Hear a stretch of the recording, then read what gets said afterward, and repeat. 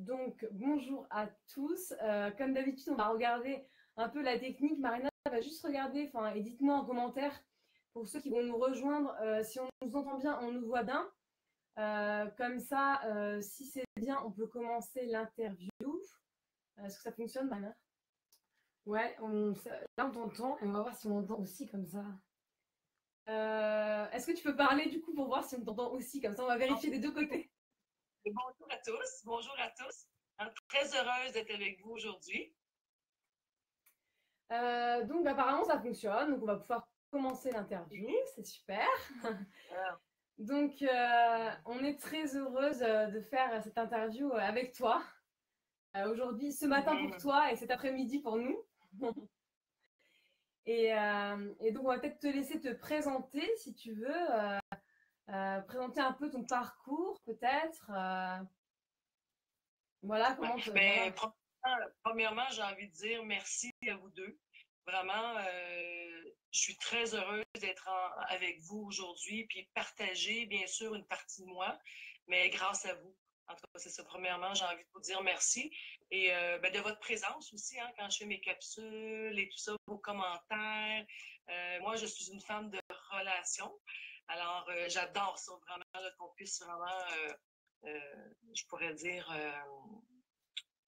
avancer ensemble. Je pense qu'on a un peu de croire en l'être humain, de croire que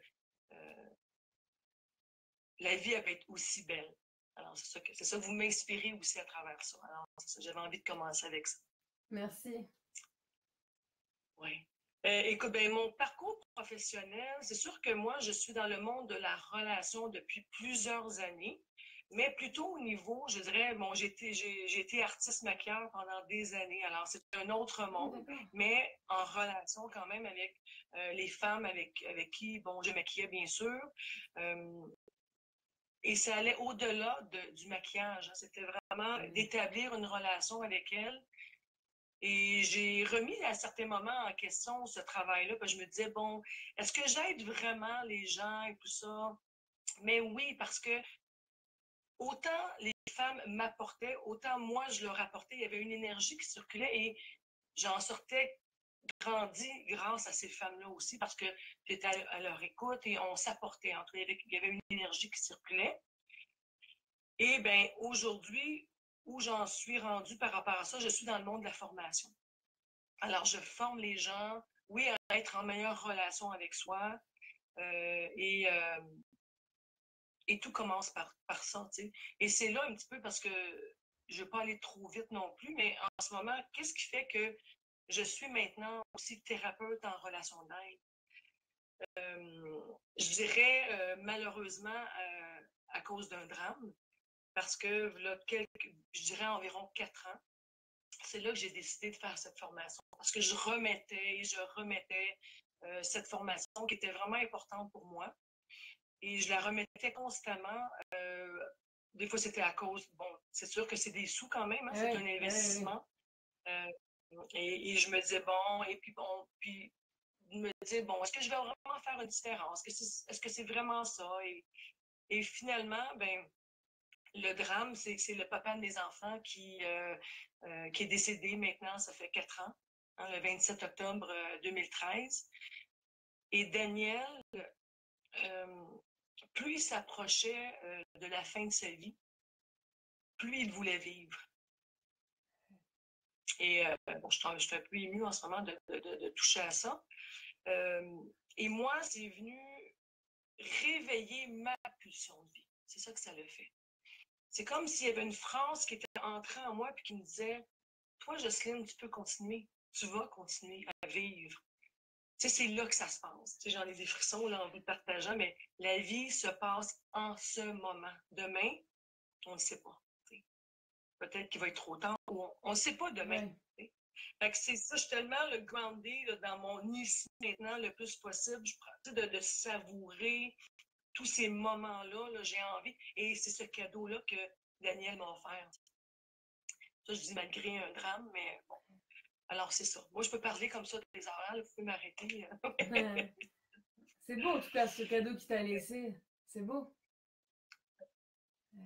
Ouais, c'est vrai que je le prends comme un cadeau parce que c'est qu'il m'a redonné l'envie de prendre soin de moi, dans le fond. C'est ça qu'il m'a laissé en cadeau. Et cette pulsion de vie qui a été réveillée, mais elle a été réveillée parce qu'elle a été coupée pendant des années. J'étais coupée de mon monde émotionnel pendant des années.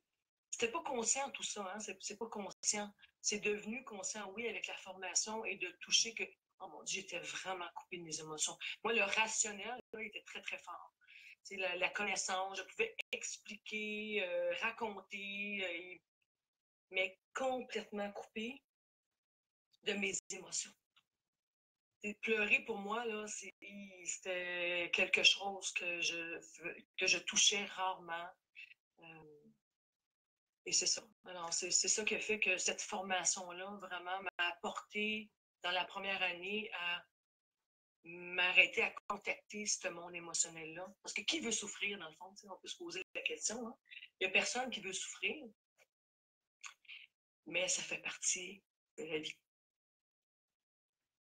C'est sûr que tu nous rejoins beaucoup aussi parce que nous aussi, des années, en fait, on s'est bloqué de nos émotions et coupé de nos émotions parce qu'on a vécu un très grave traumatisme dans notre enfance et du coup, c'est vrai qu'on avait vraiment complètement coupé ce côté émotion et on était des petites filles très joyeuses et après, bon, on a continué notre vie et c'est juste il y a quelques années, en fait, enfin, il y a peut-être un peu plus d'une dizaine d'années maintenant, mais qu'on redécouvre ça.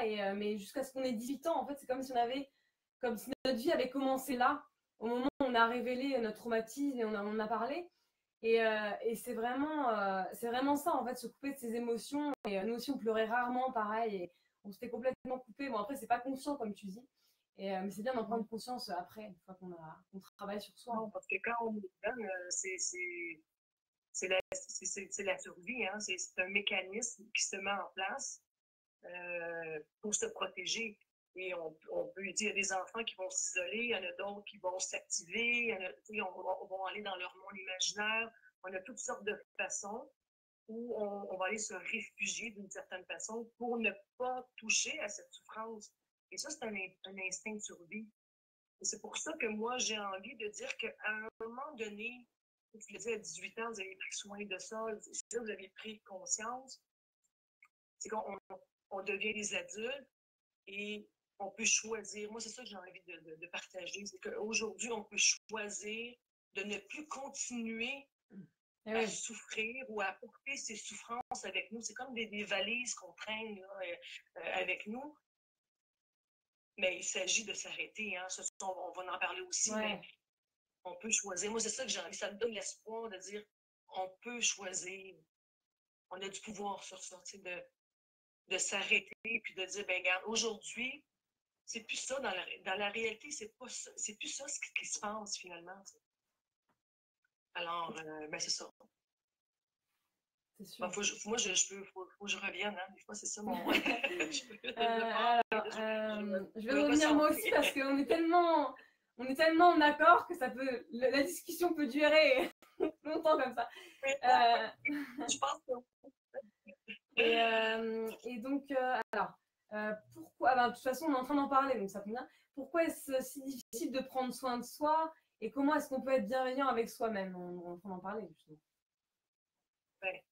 Tu sais, c'est difficile de prendre soin de soi parce qu'on n'est pas connecté à soi. Tu sais, si je le ramène dans une simplicité, c'est qu'on est dans l'activation. Quand on regarde en général les gens, ils coupent leur souffrance, ben, ils sont dans l'activation, les enfants, le travail, il faut s'entraîner, il faut méditer, il faut bien manger. Bon, on est dans un.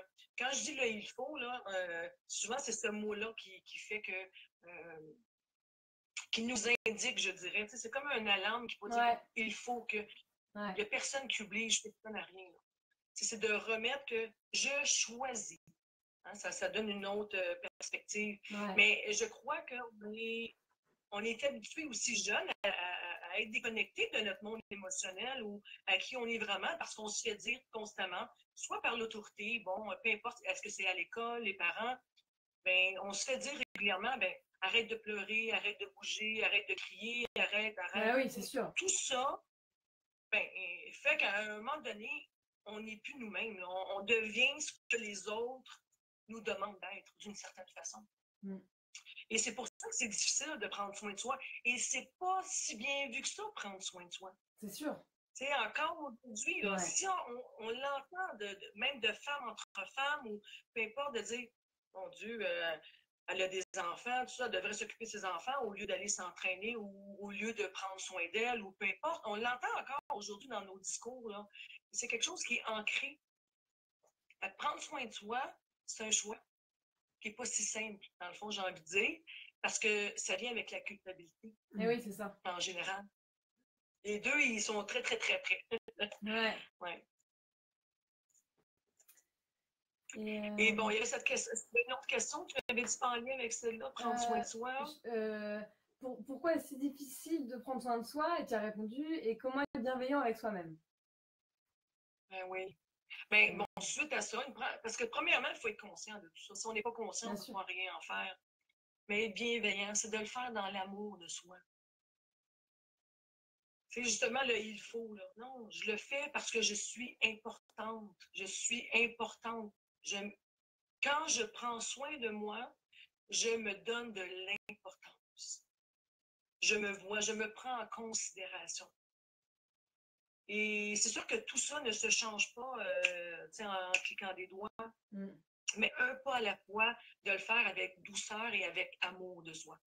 Pas dans le jugement, pas dans il faut, pas dans... Mais de dire, ben, je vaux ça, moi. Je vaux la peine de prendre soin de moi. Parce qu'on prend tellement soin des autres. Et dans le fond, moi, j'ai envie de dire, c'est qu'on prend soin de soi à travers les autres. Ouais. Je ne sais pas si ça fait du sens de la façon que je le dis, là, mais souvent, nos besoins passent à travers comment on prend soin des autres.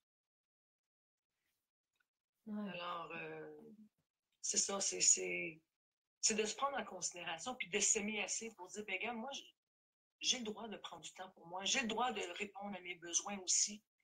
Et quand on va répondre aux besoins de l'autre, on va partir de la bonne place. Si je pars de la bonne place puis de dire, moi, je sais de l'intérieur, ça veut dire quoi? Répondre à mes besoins d'être aimé, d'être entendu, de mes besoins d'affirmation. Ben, ça va faire que automatiquement, je vais être vraiment là avec l'autre aussi. Ouais, c'est très intéressant ce que tu dis. Et c'est vrai que souvent, on dit j'ai pas le temps. Et on trouve souvent des excuses comme ça pour se dire qu'on ne prend pas soin de soi. Et en fait, c'est la valeur qu'on s'accorde. Pareil, je vois aussi pour prendre des sessions de coaching ou aller voir des thérapeutes. C'est aussi, à chaque fois, on se dit c'est beaucoup d'argent. Mais combien on vaut aussi? Enfin, c'est pas pour dire combien on vaut, mais combien est-ce qu'on est prêt à investir sur soi? Et ça, je me suis rendu compte il y a pas si longtemps que ça, mais c'est important d'en prendre conscience aussi, à savoir combien de temps on se donne par jour, parce que ça dit tout en fait de notre relation avec nous-mêmes, du coup. Mais tu ouvres la porte à quelque chose en ce moment au niveau de mettre des sous sur un thérapeute, par exemple, un thérapeute en relation, ou peu importe, quelqu'un pour nous aider à mieux voir, j'ai envie de dire, le trésor qui est là, qu'on ne voit pas souvent. Mais on est prêt à investir à des coachs au niveau du corps, hein, de l'entraînement physique, hein, et de nourrir notre rationnel aussi. Ça, on est prêt à payer ça. Hein, ça va bien, c'est bien vu aussi hein, au niveau de la société. Des cours, de toutes sortes de cours, de quoi que ce soit, pour nourrir notre rationnel, puis notre corps, ça va. Mais d'investir pour prendre soin de soi dans notre monde émotionnel, parce que c'est trois, j'ai envie de dire, dans le fond, je vais prendre cette opportunité-là, mais les besoins du corps, ben c'est ça. Il y a le besoin du corps physique. Les besoins du rationnel sont importants aussi. Parce que, bon, avoir des projets, mettre en place des projets, c'est notre rationnel qui nous permet ça. C'est notre rationnel qui nous permet de mettre des mots aussi au monde émotionnel. On en a besoin. Et le physique, ben, c'est ça, de bien manger, de bien s'alimenter, de bien s'arrêter. Tout ça, c'est des besoins physiques. Mais le monde émotionnel, moi, c'est là que j'ai envie de porter mon attention. C'est là que les gens ont de la difficulté à investir pour leur monde émotionnel. Parce que finalement, on ne sait pas trop quoi faire avec ça. Vraiment, concrètement. Moi, besoin d'être aimé, ben non, je suis capable de m'arranger toute seule. pas besoin de personne. Mmh. Hein? Mais c'est encore C'est sûr, difficile de dire aujourd'hui, c'est clair. est-ce que tu me prendrais dans tes bras? Tu sais, j'ai envie que tu me prennes dans tes bras. Ah, j'ai besoin de te parler. Est-ce que tu pourrais tu sais, prendre 2 minutes puis m'écouter? Tout ça, c'est encore difficile à prendre sa place, là. Fait qu'on a besoin d'être coaché, alors je suis là pour vous coacher. C'est sûr, ça, on en a besoin, c'est sûr. Encore plus en tant que coach, on a encore plus besoin aussi, on en a besoin. Oui. Et Marina, si tu veux poser une question. Donc, du coup, comment accueillir ses émotions? Comment accueillir ses émotions? Et pourquoi faut-il aller voir ses parts d'ombre pour laisser passer la lumière? Bon, ça, j'adore ces questions-là. J'ai adoré vos questions. J'étais excitée déjà sur les enfants. Bah, tu m'as inspiré, faut dire aussi. Tu m'inspires. Ouais. Ah, écoute, ben, comment accueillir ces émotions? Je vais vous dire, premièrement, là, c'est de s'arrêter. S'arrêter, ça ne veut pas dire juste, bon, s'asseoir, puis bon, attendre. S'arrêter dans le sens, s'arrêter et entendre. Entendre nos discours. Entendre ce que notre corps nous dit, parce que notre corps nous parle. L'émotion passe par le corps. Alors, prendre le temps de sentir. Parce que des fois, l'émotion, on ne sait pas trop quoi faire avec, mais notre corps, il nous dit. Il nous dit qu'il y a quelque chose qui ne va pas bien. Tu sais, par des palpitations bon, notre cœur va battre plus rapidement. Moi, je sais que quand j'ai besoin de liberté, quand j'ai besoin de temps pour moi, quand j'ai de la difficulté à mettre mes limites, j'étouffe. Il y a quelque chose, vraiment une sensation dans mon corps que j'ai le goût de tout tasser, là, puis il faut que je respire. Là, fait que le corps, il nous parle quand on prend le temps de s'y arrêter. Alors, la première chose que je dirais, comment accueillir son émotion, bien, il faut toujours bien s'y arrêter. T'sais. Et je dirais, arrêter de parler. Peut-être que ça peut paraître, arrêter de parler dans le sens, arrêter de vous raconter, de vous justifier. C'est tout ce dialogue, oui, mais, parce que j'ai pas de temps, puis, et tout ce discours qu'on se fait à soi-même, mais si déjà de s'arrêter et d'arrêter de parler et juste d'écouter ce qui est là, va nous aider premièrement, à sentir qu'il y a une émotion, parce que des fois, on ne sait même pas qu'il y a une émotion. Alors, c'est d'accueillir l'émotion, bien, la première phase, c'est vraiment d'en être conscient et de s'y arrêter. Et on a le droit d'avoir des émotions. Les émotions, c'est notre baromètre. Tu sais, notre baromètre, lui, il va nous le dire. Là, on en a besoin des émotions. Autant les émotions, la peur, je dirais, bon, la colère, la peine, autant le bonheur, la joie, on a besoin de les sentir parce que là, on va pouvoir faire quelque chose avec. Sinon, on subit. Ouais, c'est vraiment très intéressant ce que tu dis. Puis il y avait votre autre question qui vient en lien avec ça, bien, l'ombre et la lumière, c'est que si je ne donne pas accès à cette partie d'ombre, que je dirais, bien, je n'ai pas accès à la lumière.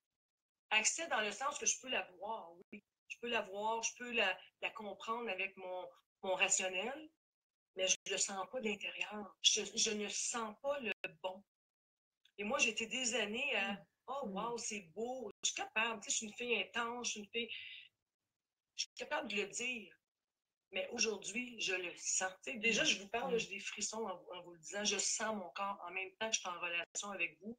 C'est ça la différence. Alors, de donner accès à des parties d'ombre que j'ai eues dans mon enfance, j'ai retouché à des parties de lumière que j'ai aussi eues dans mon enfance, que j'avais plus accès. Parce que je coupe une, je coupe l'autre. Alors, les polarités sont importantes ici.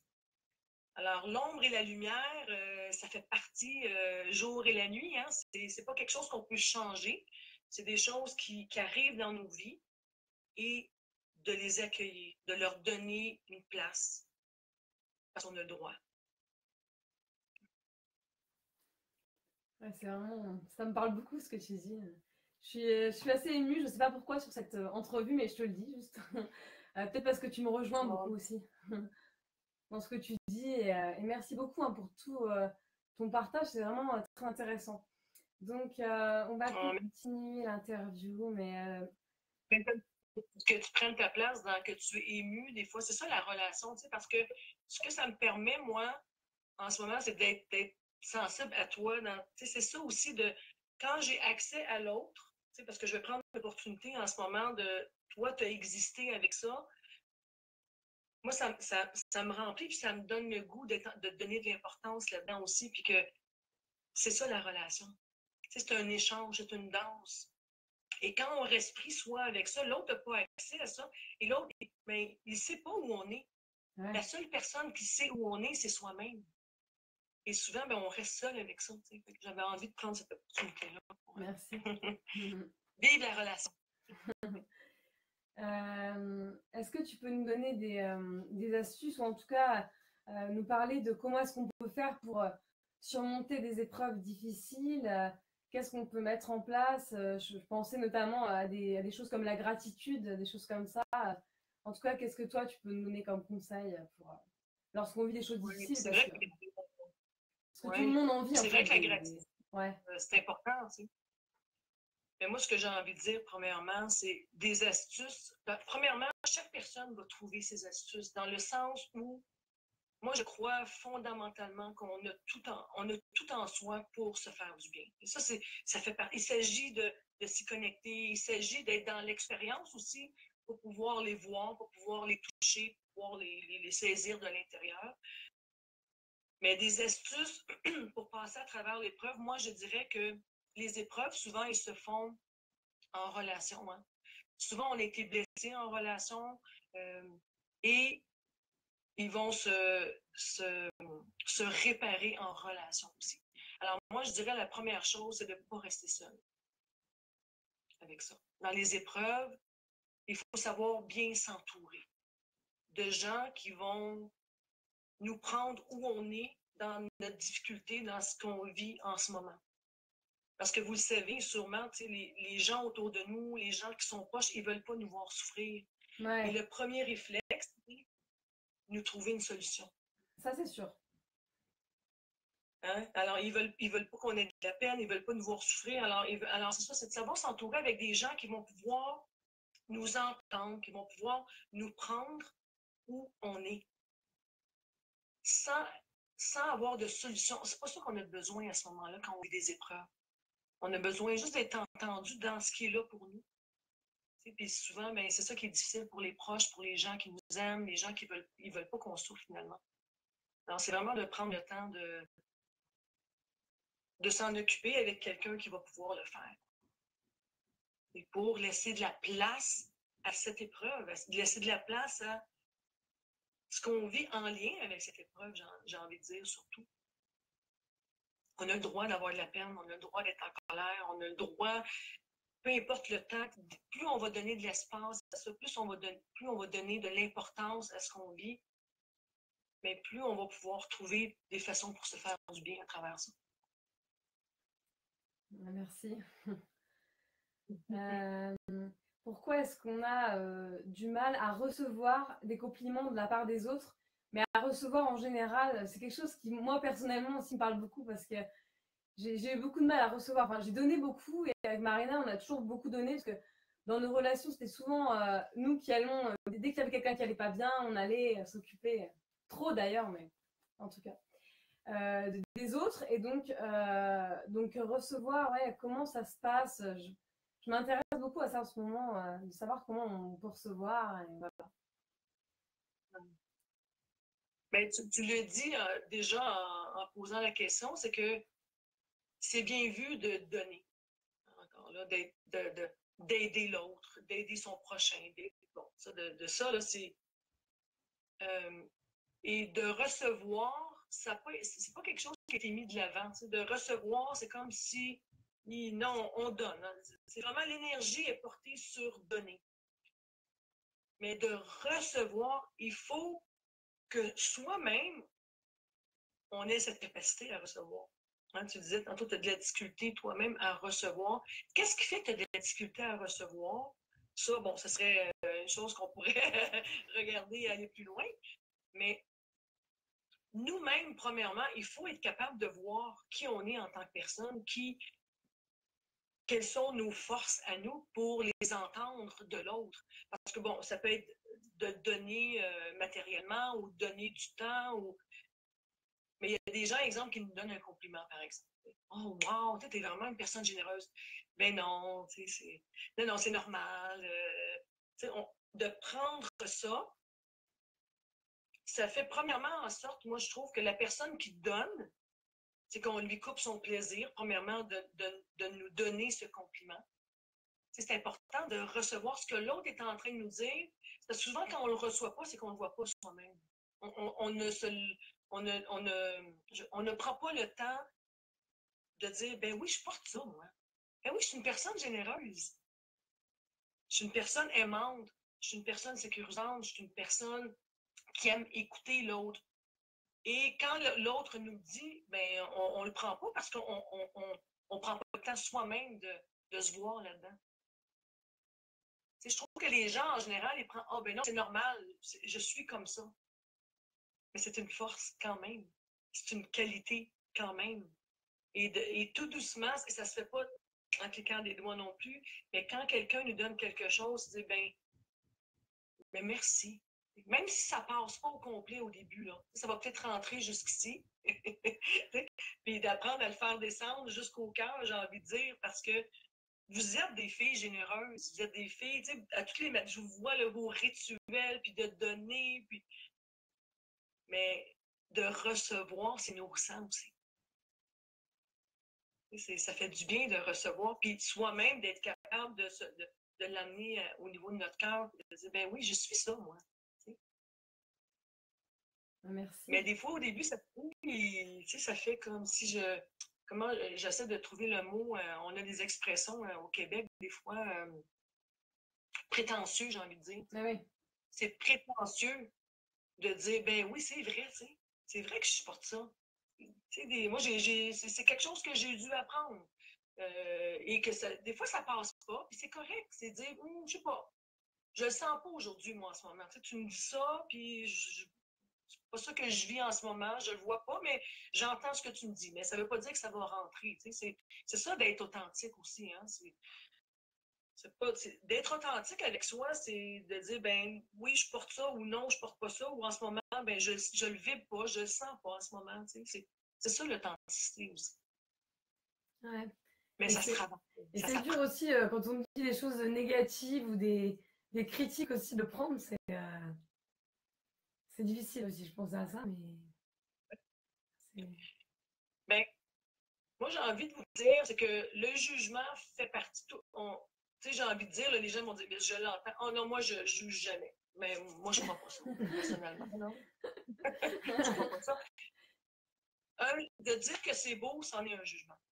Hein? Le jugement aussi, il y a ces deux polarités. C'est beau et c'est pas beau, ben, c'en est un jugement quand même. Alors, souvent, quand on porte un jugement, moi, ce que j'ai envie de dire, c'est que pendant que vous êtes en train de juger l'autre, hein, souvent parce qu'on juge l'autre en général, ben, vous n'êtes pas à bonne place. Dans le sens que moi, ce n'est pas de porter votre attention sur le jugement que vous êtes en train de faire. Qu'est-ce qui se passe pour vous pour que vous soyez en train de porter ce jugement? Est-ce que c'est parce que vous enviez la personne? Est-ce que c'est des qualités que vous aimeriez avoir? Est-ce que... qu'est-ce qui se passe ici? C'est de ramener la lumière vers soi et de dire, il se passe quoi en ce moment? Et c'est ça qui est important, parce que l'autre est seulement un déclencheur. C'est un déclencheur. Il déclenche quelque chose en nous qui se passe. Et c'est à ça que j'ai envie de vous dire de porter attention. Portez attention sur est-ce que c'est un besoin que vous ne prenez pas le temps de répondre? Tu sais, des fois, il y a des gens qui vont dire, oh, ben mon Dieu, elle prend beaucoup de temps pour elle. Mais peut-être que ça dit, ben, c'est parce que moi, j'aurais peut-être besoin de prendre du temps pour moi aussi. Mais je suis en train de juger l'autre parce que je ne prends pas ma place, moi, là-dedans. Je ne sais pas si l'exemple fait du sens pour vous, mais c'est ça le jugement. T'sais, le jugement, ça n'a rien à voir avec l'autre. Ça vous parle, vous. Alors, quand moi, j'entends quelqu'un qui me juge, il y a des gens qui vont me juger, est intense, bon, peu importe. J'entends toutes sortes de choses. Mais il y a quelque chose qui se passe. Aujourd'hui, je dirais que le jugement, je le prends différemment. Il y a quelque chose dans. Je ne vous dis pas que ça ne fait rien du tout, puis que ça fait toujours. Il y a toujours un petit quelque chose qui peut se passer, mais il y a ce côté qui me dit, il se passe quelque chose pour elle en ce moment. Tu sais. Elle me juge, mais ça lui parle à elle d'une certaine façon. Malgré qu'il peut avoir je dirais, des critiques positives, pas positives, mais constructives. Oui. Mais encore là, ça parle de la personne pareille. C'est pour ça que je vous dis, de plus on va prendre du temps à connaître nos forces, à connaître qui on est, à connaître, ben c'est que quand ça va arriver, ça, parce que la comparaison, ça fait partie de ça aussi. La blessure de comparaison, c'est que pendant que je me compare à l'autre, ben, je suis en train, moi, de me dévaloriser. Je supériorise l'autre personne et moi, ben, je m'infériorise. Ou ça peut aller dans l'autre sens. Je peux me supérioriser en lien avec l'autre. Parce que je suis en train de me comparer et je n'ai plus contact avec qui je suis réellement, avec mes valeurs. C'est ça les systèmes, les blessures. C'est parce que les blessures, on perd contact avec qui on est dans la réalité. Alors, quand on est dans la comparaison, on est sur l'autre. Quand on est dans le jugement, on est sur l'autre. Et moi, je vous dis, l'indice, c'est quand vous êtes sur l'autre et que vous n'êtes pas à bonne place. C'est facile à dire, là, vous allez me dire. Mais c'est de ramener la lumière à soi et dire, mais il se passe quoi, moi, en ce moment, là? C'est-tu de la colère? C'est-tu de la tristesse? Est-ce que ça réveille des peurs? Qu'est-ce qui est là? Puis qu'est-ce que je vis, moi, en lien avec ça? Puis qu'est-ce qu'il y a un besoin qui n'est pas répondu en dessous de ça? Qu'est-ce que je ne m'occupe pas en ce moment, qui est réveillé par une autre personne? Et moi, je l'apporte la blessure de comparaison. Vraiment. Au début, quand j'ai commencé à faire des capsules, avant de commencer même à faire des capsules, non, je supériorisais l'autre dans la comparaison. Hein, il y a tellement de gens qui font des vidéos et des capsules et tout ça. Et moi, je me comparais, je me disais, oh non, je ne serai jamais capable, je ne suis pas à la hauteur, je m'infériorisais et je ne touchais plus à mes forces. Du tout. Et bon, jusqu'à un moment donné que j'ai dit, OK, là, j'y vais, let's go. Et pour me protéger, ce que j'ai fait, c'est que j'ai arrêté de regarder des capsules de d'autres personnes pour un certain temps. C'est une façon, on peut se protéger. Quand c'est quelque chose qui est difficile pour nous, on peut décider on appelle ça un mécanisme de protection. Pour un certain moment, juste, bon, regarde, je continuais mes capsules, je faisais mes capsules, mais sans nécessairement regarder d'autres, pour me solidifier, pour vraiment installer la confiance, renforcer ma confiance en moi, je dirais. Et que là, ben, je suis capable de plus m'approprier mes valeurs, m'approprier qui je suis vraiment. Puis oui, des fois, ben, je ne suis pas toujours à la hauteur. Puis c'est correct aussi. C'est ça, parce que sinon, on tombe dans la performance. La performance, on n'est pas à bonne place non plus. On n'est pas connecté avec nous. Puis oui, on est des êtres humains et oui, on fait des erreurs. Et puis moi, j'appelle ça de l'expérience. Et faire des erreurs, pour moi, c'est de l'expérience. L'expérience fait en sorte qu'il me dit, ben, OK, oui, OK, j'ai à travailler sur ça, parce que je vois que là, c'est plus difficile. Puis, ah oui, mais ça, je l'ai, par exemple. Ah oui, ça va bien. Et ainsi de suite. Et là, on construit. Alors, de se servir de ça, du jugement, de la comparaison, de toutes ces blessures, puis de dire, qu'est-ce que ça réveille en moi? Qu'est-ce que je peux faire avec ça? En parler, tu sais, de parler avec quelqu'un, puis de voir de l'extérieur pour trouver un chemin qui est plus satisfaisant, bien sûr. Ouais, merci beaucoup pour tes réponses qui sont vraiment très parlantes. Parce que les comparaisons, c'est vraiment très, très parlant ce que tu dis. Merci. Parce que nous, très longtemps, c'est beaucoup comparé, et jusqu'à encore il n'y a pas longtemps, parce qu'on a eu un parcours scolaire qui a été très négatif, et c'était très difficile, on était très différentes, du coup, on posait trop de questions, donc on se faisait mettre dehors, et on a découvert plus tard que c'était aussi l'hypersensibilité, et on a lu des livres sur la douance aussi, sur le potentiel intellectuel, et on se sentait vraiment très très différentes à l'école, et les autres étaient vraiment différents, et on a toujours lu des livres dans la cour, les autres y jouaient, et le bruit, moi ça m'a toujours dérangé, les lumières, les odeurs fortes, tout ce qui était le bruit, et les gens ils disaient toujours de toute façon toi tu pleures tout le temps, t'es trop sensible. Ben, c'est ça. C'est ça, parce que vous étiez trop sensible par rapport à eux qui l'étaient peut-être moins, mais ça ne veut pas dire qu'ils étaient moins sensibles, ça s'exprimait différemment. Mais c'est ça, vous avez vécu la comparaison, c'est sûr. Hein, c'est ce que vous me dites en ce moment, vous avez vécu la comparaison. Mais ce que je trouve beau en même temps, c'est que vous êtes allé chercher des outils, soit par la lecture, soit par aller voir, mon Dieu, qui on est. Bon, on se dit qu'on est hyper. Qu'est-ce que ça veut dire, hypersensible? Qu'est-ce que c'est de l'hypersensibilité? Et ça.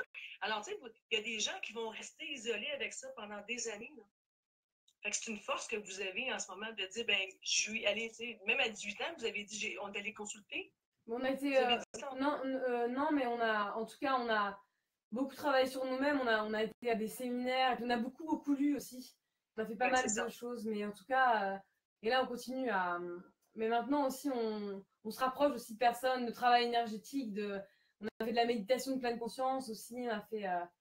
De plus en plus, on investit aussi sur le yoga. On fait du yoga aussi. Et, c'est extraordinaire. Mais ça, c'est un outil extraordinaire parce que le yoga, la méditation, les techniques de respiration, ça nous ramène à soi. Justement, ça nous sort de l'extérieur. Parce que l'extérieur, il ne nous renvoie pas nécessairement qui on est vraiment à l'intérieur. Fait que quand on le sait, ça ne goûte pas la même chose que quand vous avez 18 ans. Aujourd'hui, c'est sûr. C'est ça qui est beau en même temps. Moi, en tout cas, c'est ça que j'ai envie de véhiculer comme message, que peu importe l'âge, peu importe, il n'y a pas d'âge pour prendre soin de soi. À tout âge, on a le droit de prendre soin de soi et de s'arrêter. Ouais. C'est incroyable parce que on discutait avec Marina récemment, mais comment on peut se sentir aussi, on parlait des pardons et de lumière, mais comment on peut se sentir vivante parce que avant, enfin, quand on est coupé de nos émotions et tout ça, on se sent vraiment pas vivante, mais dans les deux côtés dans les deux sens du terme, quoi. On se sent vraiment coupé. Donc la joie, on peut la dire comme tu dis, mais on le ressent pas à l'intérieur, quoi. Et quand on se met à regarder à l'intérieur de soi, regarder les émotions, et tout ça, on sent les deux parties. Et on se sent vraiment vivante, en fait, j'ai envie de dire. C'est ça qui est beau, quoi. C'est ça qui est magique, on quoi. Voit, juste quand vous parlez, ça vibre. C'est ça. Ouais. Après, les émotions négatives aussi, moi, je les ressens plus, mais bon. Les émotions négatives aussi, on les ressent beaucoup plus. Ben oui, vu qu'on va plus profond, c'est... on les sent. on a envie de faire quelque chose avec. Mais tant mieux si on les sent que c'est là qu'on peut faire. Moi, c'est ça l'espoir que j'ai envie de dire, c'est que là, au moins, on peut faire quelque chose avec. C'est que quand on les coupe, quand on les met en dessous d'un tapis, quand on les ignore, ben, on ne peut pas rien faire avec. On ne peut pas se faire du bien. Et c'est malheureux en même temps. Oui.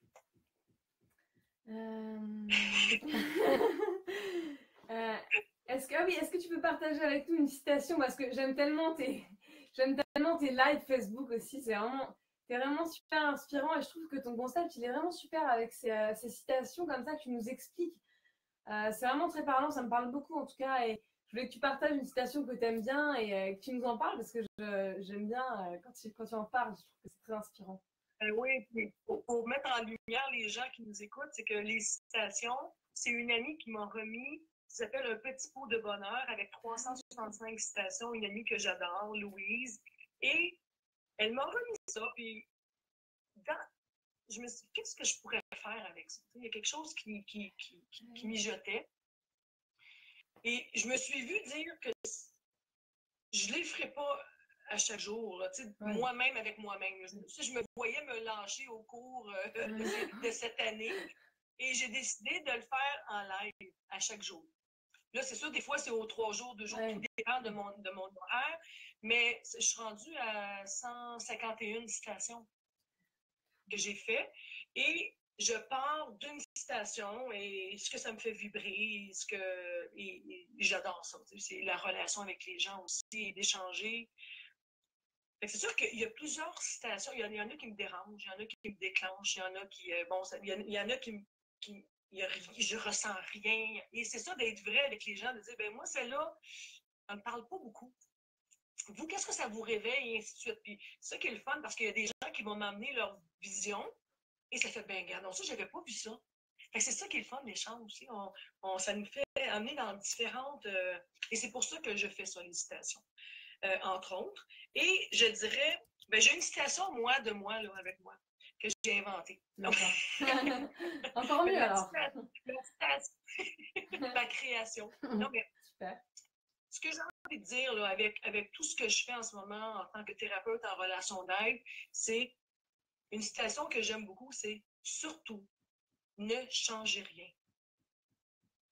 Okay? Ça, c'est la première, je dirais « Surtout, ne changez rien avant d'accueillir et d'accepter ce qui est ».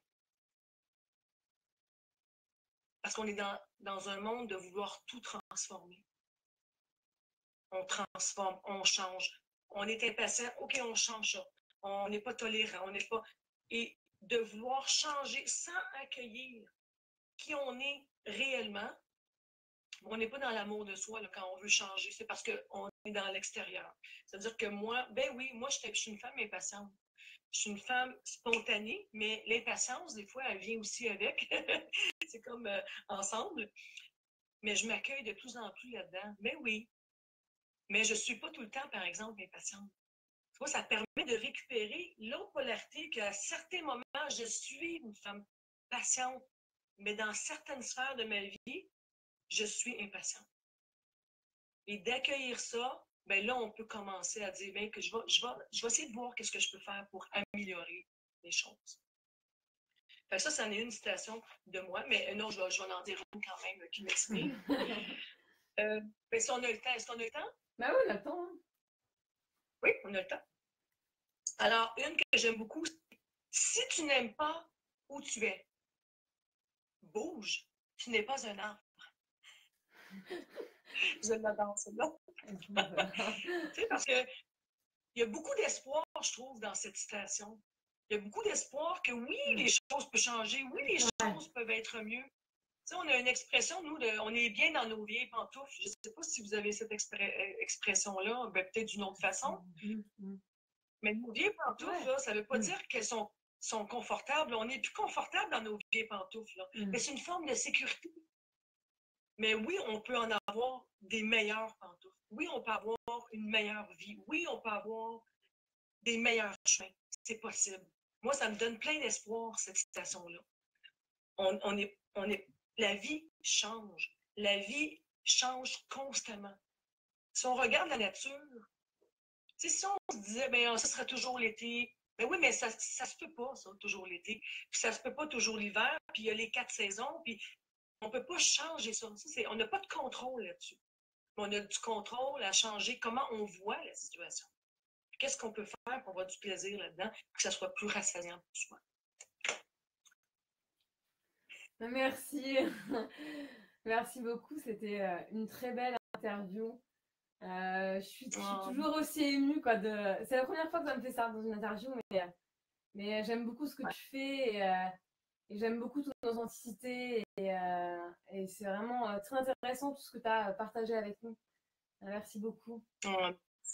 Ben, merci à vous deux, j'ai envie de dire, mais je vais te laisser parler aussi. Non, je vais te laisser parler. Non, j'avais fini. J'avais fini. J'ai envie de vous dire merci premièrement de m'avoir invité. Je suis vraiment honorée de ça. De pouvoir parler de ce qui me tient à cœur, de donner espoir aux gens que oui, c'est possible. Oui, c'est possible. Et quand on touche à l'espoir, quand on croit, ben, Seigneur, c'est tellement libérateur, j'ai envie de dire. C'est tellement. On a du pouvoir à changer certaines choses de notre vie. Et c'est ça. Fait que merci de me donner cette opportunité. Je dis un beau bonjour à tout le monde. Ça a été vraiment agréable d'être là avec vous. Et bien, au plaisir, hein, si jamais il y a autre chose, ben, on pourra faire un autre moment. Oui, bien sûr, avec plaisir. Ouais, non, tu veux dire quelque chose? Ouais, moi, je veux vraiment te remercier. C'était vraiment très inspirant et je réfléchis beaucoup en ce moment à ce que tu as dit parce que ça m'a vraiment beaucoup parlé. Oui, c'est vrai que et ça va faire son chemin, je pense, au cours de la journée. Parce que ça m'a beaucoup parlé, ça m'a beaucoup touché. Et... Ouais. Merci. Merci à vous deux. Entendu. Bonne journée. Merci. Bonne journée à tout le monde. Merci. Bye bye.